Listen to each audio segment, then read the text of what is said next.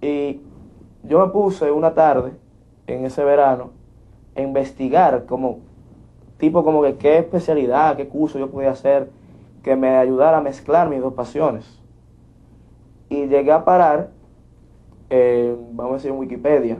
Yo encontré un artículo que me describía esa carrera y me fui interesando. Y ya para mi último año de bachillerato, yo tomé la iniciativa y dije, voy a estudiar esto antes de cine.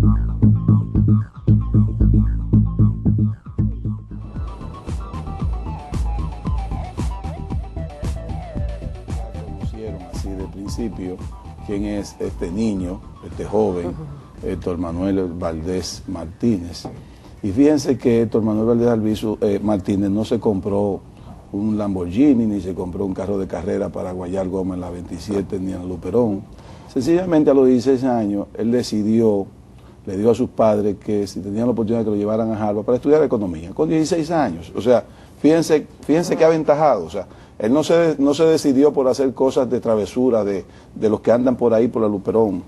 Es un niño mimado, no, para nada. O sea, aun cuando es un niño que tiene, diríamos, posibilidad económica tal vez por encima del promedio, no ha aprovechado esa posibilidad económica para malgastar su dinero ni para dañarlo en vicios. O sea, fíjense cómo se va convirtiendo Héctor Manuel Valdés Martínez en un ejemplo de la juventud dominicana.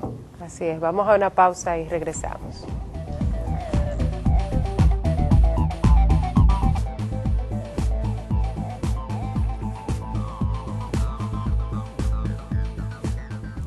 Amigos y amigas, vamos a continuar con esta entrega especial de Agenda Económica, donde estamos presentando la visión realmente de un joven cineasta dominicano con 20 años, Héctor Manuel Valdés Martínez, y cómo su trabajo, El Fallo, ya ha merecido la consideración y la crítica positiva de grandes expertos en esta materia. Vamos a ver en este segmento ahora de qué trata el cortometraje El Fallo que él ha puesto a disposición.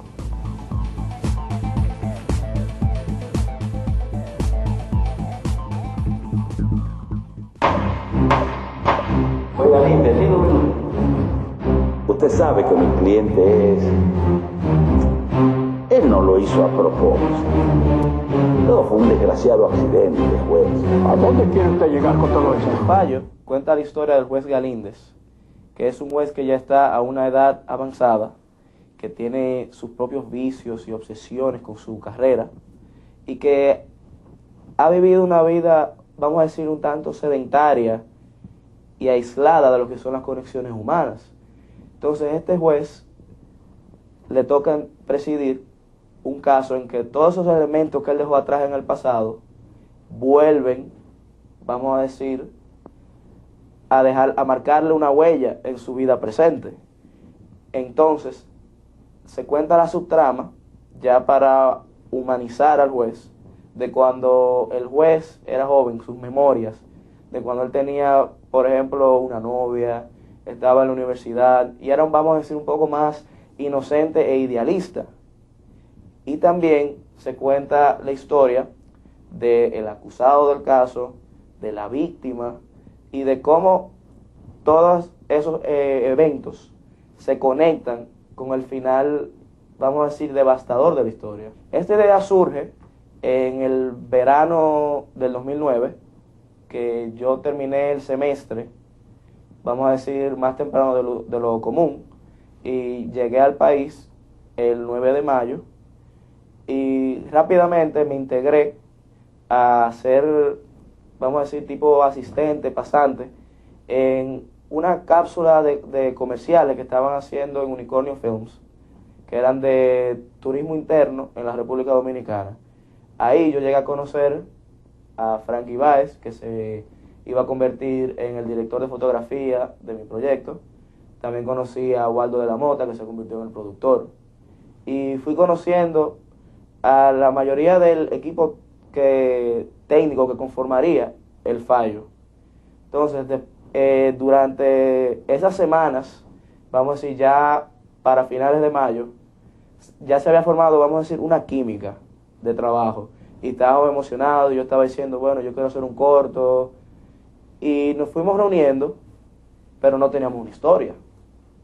Entonces, yo, por ejemplo, tengo unas conversaciones, vamos a decir, un poco existenciales sobre la moral, la percepción, vamos a decir, la vida misma, el significado de la vida, con mi amigo Wenceslao Guerrero, que somos muy buenos amigos desde el colegio. Y después de ahí surgió que yo me recordara de un cuento que él había escrito hace unos 2 o 3 años atrás en el colegio, que trataba sobre un juez, vamos a decir, tenía la misma raíz que el fallo. Y lo que más me llamó la atención de esa historia fue el final. Entonces lo que hicimos fue tomar ese final, le agregamos nuevos matices y le agregamos nuevos giros al mismo final y creamos una trama nueva. Y para, vamos a decir, darle ese aspecto humano al personaje del juez, lo que hicimos fue crear la subtrama de cuando el juez era joven, para marcar ese contraste entre un mismo personaje pero en diferentes épocas. Okay. Entonces creamos la historia, después vamos a decir del crimen que se comete, que lleva al juez a tener que vamos a decir, procesar este caso. Y la fuimos elaborando, y ya para mitades de junio ya teníamos el primer borrador del guión listo. Luego yo tuve vamos a decir, una primera lectura con el señor Ángel H., que me ayudó a hacer algunas correcciones, y con Waldo de la Mota elaboramos un presupuesto para la historia. Lo fuimos reuniendo, vamos a decir, por ejemplo, yo usé de mis ahorros, pedí dinero prestado, por ejemplo, familiares, y fuimos montando el presupuesto de la película. Y ya para el día de mi cumpleaños, 1 de julio, empezamos el rodaje. Eso fue mi regalo de este año. Okay. Y estoy muy agradecido. Y duramos, vamos a decir, el rodaje en sí, de la fotografía principal, como hasta mediados de julio. Y desde mediados de julio hasta la primera semana de noviembre, duramos en postproducción. Y la terminamos para enseñarle el 21 de diciembre.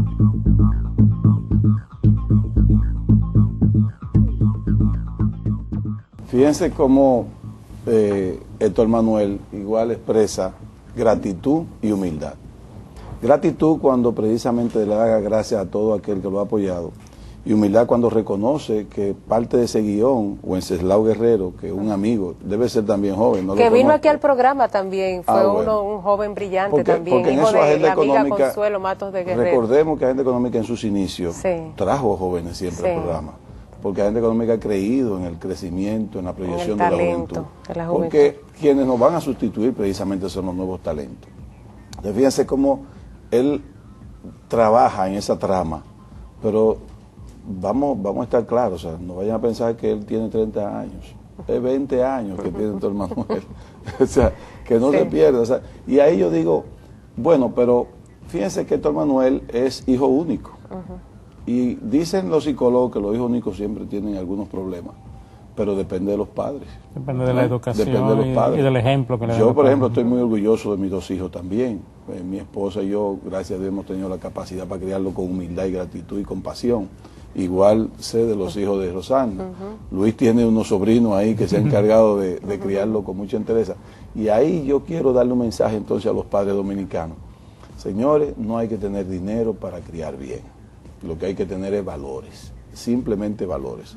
Y ese es un ejemplo de valor, Héctor Manuel Valdés Martínez.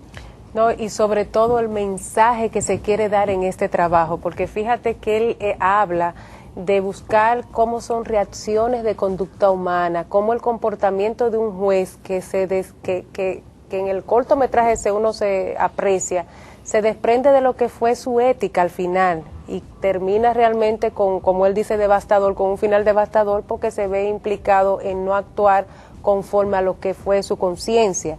Y es parte también de lo que se quiere dar mensaje de cómo realmente no vale la pena sacrificar los principios, sacrificar los valores